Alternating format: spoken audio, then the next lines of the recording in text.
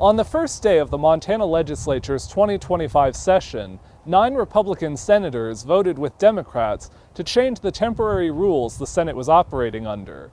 It was only the start of a session-long storyline. That vote that was taken on day one was important. It was important to take a stand. Senator Wendy McCamey of Great Falls was one of the 9 senators. As the session went on, she and the other 8 went on to vote against GOP leadership on numerous procedural motions, as well as some key legislation. Senator Josh Kazmaier of Fort Benton says one of the causes of the split was the 9's belief that leaders had isolated them by placing them on a less influential committee. I think it just kind of got us off to a rough start when we actually changed the rules and made sure everybody was placed on committees that was fairly based on experience, knowledge. McCamey says there were also policy differences, and she believed other members were subverting Governor Greg Gianforte's policy goals. When I saw the lack of support and even opposition to our governor, that was an issue for me.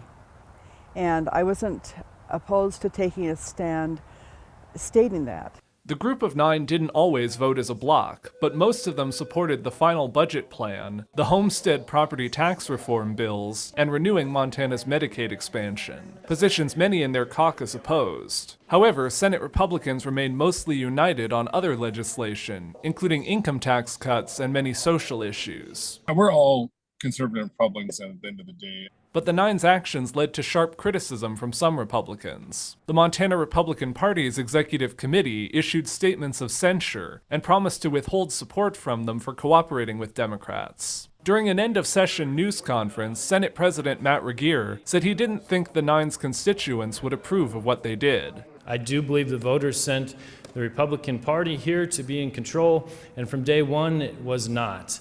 And I don't see that sustainable. I think that in the future, the voters are going to speak their mind. Kazmaier and McCamey denied that they gave Democrats control of the Senate, and said when going to their constituents, they'd stand on what they got done during the session. Once the Montanans start seeing what we did, I think they should be pretty happy.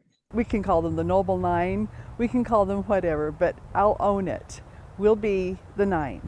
In Helena, Jonathan Amberian, MTN News.